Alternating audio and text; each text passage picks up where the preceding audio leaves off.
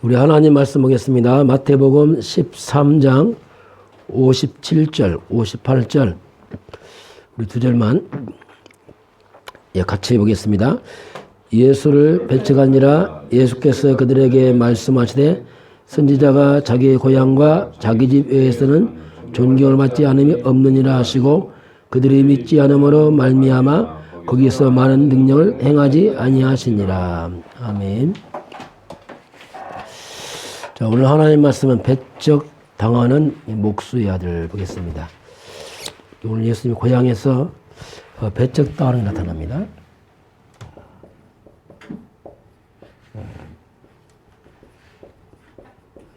배척 당하는 목수의 아들. 그 야곱의 마음에 두었던 것들이 창세기 3장 19절 언약이었습니다. 그러면 창세기 3장 15절에 좀 증인들을 보겠습니다. 창세기 3장이 무너졌다면 창세기 3장 15절은 회복의 비밀을 말씀하죠. 아브라함의 아들 이삭입니다. 이삭을 보게 되면은 창세기 26장 12절에서 22절까지 여기서 보면 이삭의 한 부분이 나타납니다. 이삭이 농사했는데 한 해 동안에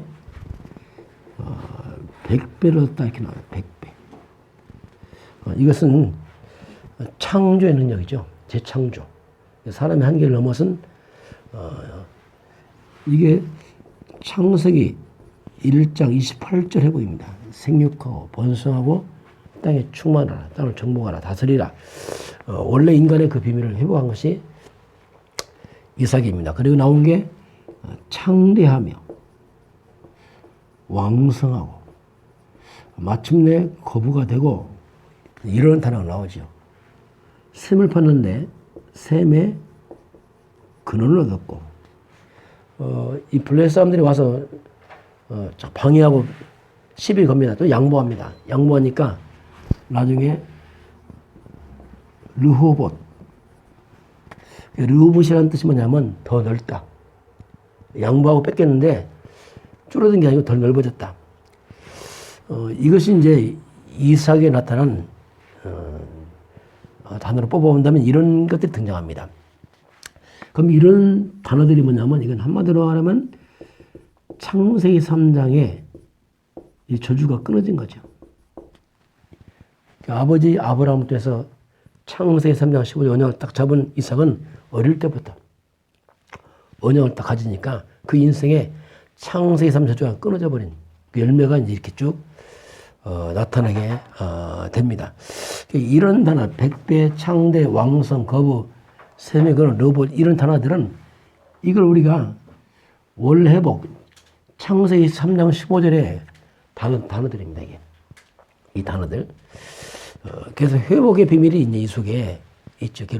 이삭은 한마디로 뭐냐면 누림의 대표다 이렇게 볼 수 있겠어요. 참 복음을 받은 후대가 태어나면서부터 바로 언약 잡으니까 이런 열매가 오죠. 야곱입니다. 이삭의 아들 야곱. 야곱은 이제 조금 여러 가지 이제 사건과 문제 많았죠. 야곱 같은 경우는 어떻게 보면은 갱신의 모델이라 볼 수 있죠. 여러 가지 참 야곱이 잔머리도 많이 굴리고 하여튼 잘 속이기도 했어요. 그런데 이런 야곱이 이제 복음을 통해서 완전히 변화되는 것이 나타나죠. 야곱은 굉장히 고생을 좀 많이 했습니다. 형 에서를 속이고 외삼촌 집 라반의 집으로 이제 도망가는 그런 일들이 있죠. 또 라반의 집에 가서 많이 형이 외삼촌 나를 10번이나 속였다고 이런 단어가 나옵니다. 본인 많이 속임을 당합니다. 이런 우여곡절이 많이 있었죠. 그럼에도 불구하고 야곱이 창세기 3장 15절 언약을 잡았기 때문에 라반의 집에 갔는데 그 결혼 때문에 무려 14년 일을 합니다. 라헬과 레아 때문에 14년 일을 했죠. 이제 결혼 대가로 14일을 했는데 이때 고백합니다. 이게 창세기 30장 30절 보면 외삼촌에게 하는 고백입니다.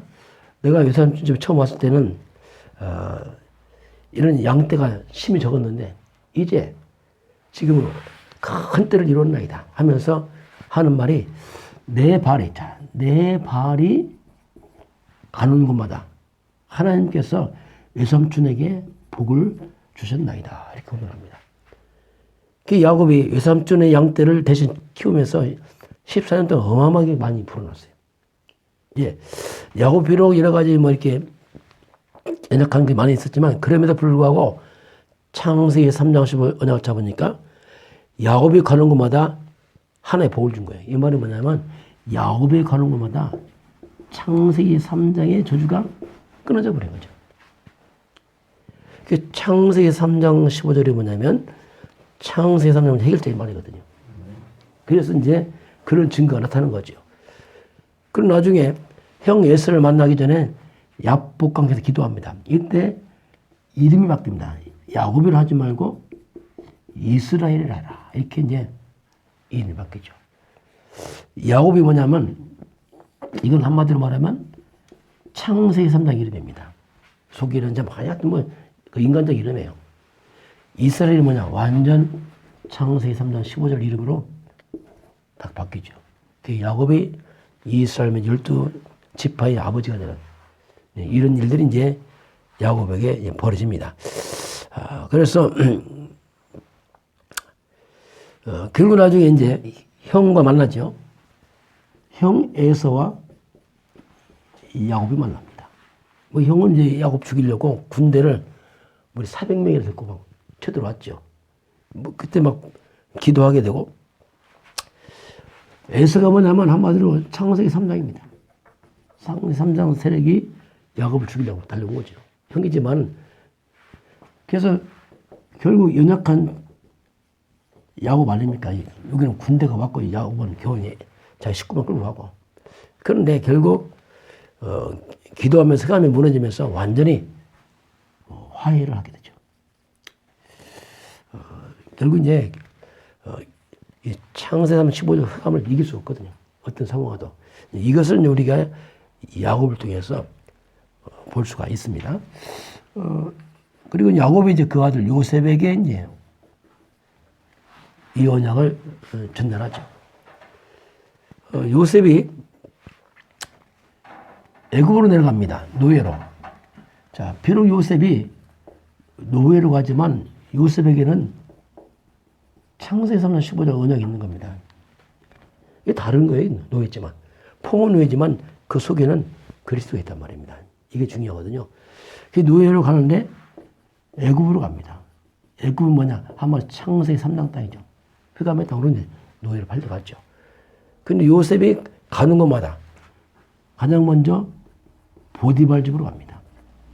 그 보디발 집이 뭐냐면 한마디로 말하면 창세기 3장의 대표적인 집이죠. 애굽의 아주 큰 왕 밑에 있는 사람이니까. 그 보디발 집에 그 밭에까지 하나님이 이제 복을 주어서 인정받게 되고 가족을 충분히 이제 인정을 하죠. 또 감옥 들어갑니다. 감옥 들어가니 간수가 다 재반 사무 다 맡기고 하죠. 왜냐하면 이게 이제 몸은 노예처럼 보이지만 죄인처럼 보이지만 그 속에는 이게 있는 겁니다. 그리고 왕궁이 들어갑니다. 그 왕이 감탄하죠. 이처럼 하나님의 감동을 찾지 못한다 하면서 총리로 임명하는 이게 이제 우리가 창세기 3장 15절 할 때 이렇게 우리가 좀 이해를 할 필요 있습니다. 이게 복음이구나 이게. 그래서 저와 여러분이 이제 이런 이 복음을 잡는 말이 굉장히 중요한 말입니다. 이 언약을 잡는 것은 이 사단은 계속 방해를 하죠.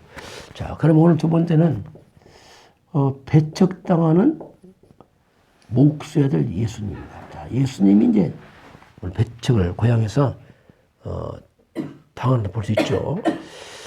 자, 왜 예수님을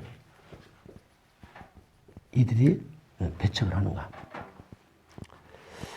한마디로 스스로 속임을 당한 거지, 이들이. 메시아를 알아보려고 이들이 스스로 속임을 당하죠. 고향에 가니까 이들이 예수님을 보면서 그 가르침과 기적을 보고 놀랍니다. 이야, 이런 기적과 이런 표적이 어디서 났단 말인가? 막 감탄합니다. 그럼 하는 말이 있어요. 분명히 이 사람은 우리 동네 사람 아니냐? 그 어머니가 마리아, 아버지가 목수, 형제 우리가 함께하지 않느냐? 그 예수님이 가르침과 기적을 보니까 대단한데 우리가 아는 사람이라. 그래서 육신으로 보니까 이게 안 되는 거예요. 결국 이제 예수님을 배척하죠. 예수님께서 자기 고향과 친척에서는 선지자가 높이 받지 못한다. 이렇게 하면서 주님이 이제 떠나는 장면이 나타납니다. 자, 다시 보면, 그럼 왜 예수님인가 이 전도자들이 이런 배척을 당하는가 하면은, 첫 번째 보게 되면, 한마디로 말하면 사탄의 속임수에 속은 거죠. 그리고 이 창세기 3장 6장 11장이에요. 나한테 유익이 안 되니까 거부하거든요. 이게 돈과 성공이 안 되니까 거부한단 말입니다. 한마디로 말하면 그냥 눈에 보이는 육신의 눈으로 보이니까 그러다 보니까 영적인 것을 다 놓쳐버립니다. 보통 다 그렇습니다. 그냥 당장 내게 유익된 얘기고 눈에 보이는데 육신대로 하니까 이게 이제 근본을 못 보고 속이는 거부하는 일이 이제 벌어집니다. 고린도후서 11장 14절입니다. 이 사탄은 완전히 광명의 천사입니다. 굉장히 좋은 걸 주무창하는 속이거든요. 우리 영적 분별이 없으면 육신 따라가면 속을 수 있어요. 왜? 당장 뭐 광명의 천사 나타나서 좋은 걸 주고 또 굉장히 막 능력도 있어 보이고 힘이 있어 보이니까 그걸 따라가다가 속아버리죠. 목수 아들이니까. 왕의 아들도 아니고 목수 아들이니까. 이게 끝에만 보고 자꾸 이게 속게 되는 겁니다. 자, 그런데요. 하나님의 방법입니다. 하나님의 방법은 하나님의 방법을 몰라서 이제 속는 거죠. 우리도 자꾸 좀 생각해 봐야 돼요. 하나님의 방법을 그걸 몰라서 그렇습니다. 마태복음 13장 10절부터 15절까지 보면 예수님 비유에 대해서 설명합니다. 왜 비유를 말씀하냐면 눈은 보아도 보지 못하고 들어도 듣지 못하게 하기 위함이다. 이게 무슨 말이냐면은 가짜들이 몰라보게 하는 거예요. 가짜는 몰라보게 하고 진짜 정말 진짜는 알아보게 하는 게 이게 비유의 목적이다. 이렇게 예수님이 이제 말씀합니다. 자, 예를 들면 요셉입니다. 요셉이 세계보가 큰 꿈을 꾸고서 노예로 팔려갑니다. 근데 거꾸로 요셉이 세계보가 꿈을 꾸고 바로 총리로 가면 어떻게 되겠습니까? 바로 그냥 맞바로 그냥 노예로 안 가고 바로 총리로 가게 되면은 이제 모든 세계 사람들이 애굽의 총리니까 아마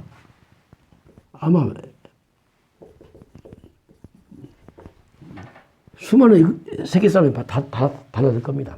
요셉 형도 벌써 달라질 것이고 총리니까 뭐 완전 태도 달라지겠죠. 이렇게 된 문제 생겨요. 그래서 하나님이 노예로 보냅니다. 아무도 관심 없습니다. 다시 말하면 고난으로 시작하죠. 고난으로.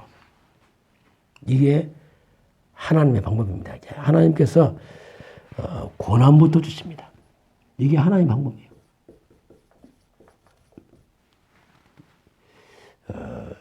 그래서 가짜는 달라붙지 못하게. 뭐 달라붙게 뭡니까? 이게 뭐 노예인데 아무도 관심 없죠. 이렇게 해서 하나님께서는 또 이걸 통해서 하나님이 준비를 시키죠. 요셉을. 너 갑자기 총리 될 수 없으니까. 이게 이제 하나님의 방법입니다. 자, 예수님입니다. 예수님. 이 그리스도 메시아 예수님께서 헤롯 왕궁에 오지 않고 저 베들레헴 그것도 목수의 아들로 태어나겠죠. 그냥 아무도 몰라보는 거예요. 가장 낮고 천한 뭐 일반의 평범한 사람의 아들로 그것도 베들레헴까지 와서 말 구유에 태어납니다. 여기는 진짜 통화심 없어요. 사람이 짐승의 자리에 왔으니 누가 찾아가겠습니까? 아무도 안 찾았죠. 아마 헤로드 왕국에 태어났으면 엄청나게 몰려갔을 겁니다.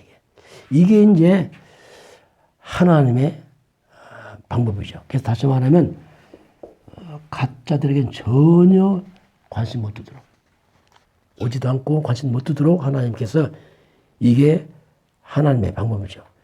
그래서 참으로 언약의 눈을 가진 사람들만 보도록 하는 게 하나님의 방법이죠.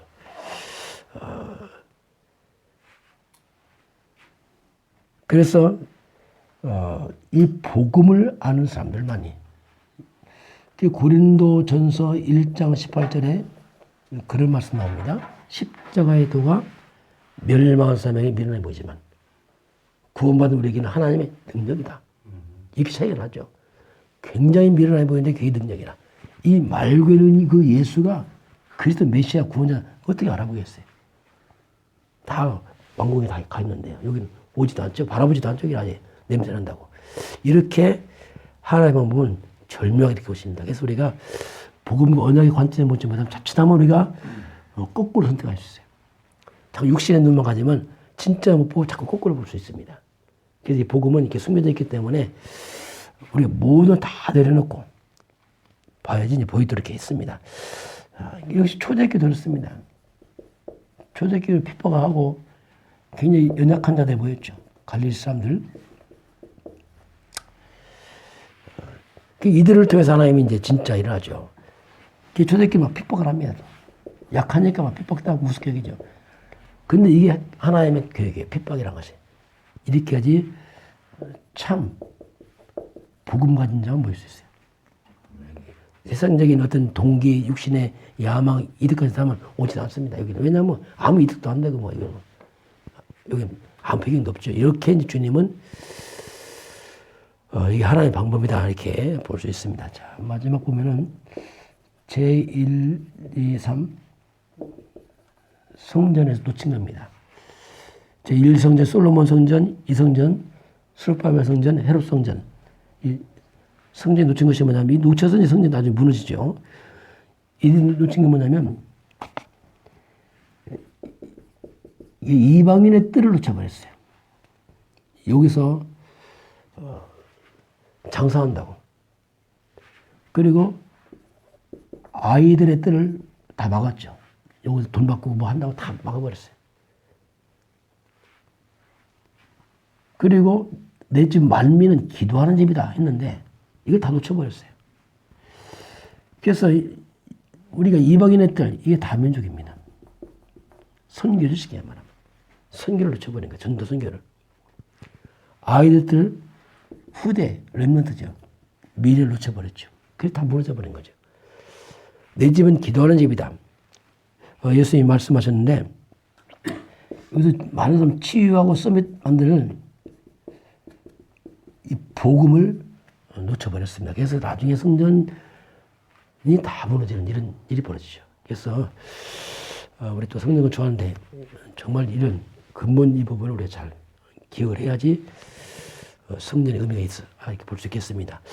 오늘 하나님이 저희와 여러분에게 바로 창세 3년 15년을 굳게 잡으시길 바라고, 우리 이 사탄의 속임 속지 마시고, 주님은 거꾸로 우리 고난 속에, 어려움 속에, 핍박 속에 몰고 갑니다.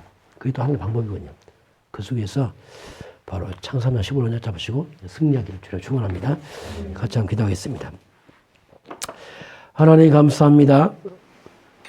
이 창세기 3장의 땅 속에서 바로 창세기 3장 15절 언약 그리스도의 비밀 허락하신 하나님 아버지, 우리 이 비밀 허락하신 주여, 이 비밀 가지고 다시 한번 이삭처럼, 요셉처럼, 또 야곱처럼 우리가 다시 한번 증인 서도록 우리 모두에게 성령을 역사하시며, 또 하나님의 이 놀라운 복음의 비밀은 숨겨져 있습니다. 사탄의 속임에 속지 말게 하시고 참된 복음, 부활을 보는 눈이 열리게 하사 오늘도 우리 발걸음마다 흑암이 결박되어 무너져 떠나게 하시고 하나님 나라 임하도록 축복하시고 역사하여 주옵소서. 지금은 주 예수 그리스도의 은혜와 하나님 아버지의 놀라우신 사랑하심과 성령의 충만한 역사가 오늘 주 앞에 경배하는 모든 주의 백성들 머리 위에 이 나라의 민족과 저 북녘 땅 위에 몸된 교회 성전 건축 위에 지금부터 영원까지 함께 있을지어다. 아멘.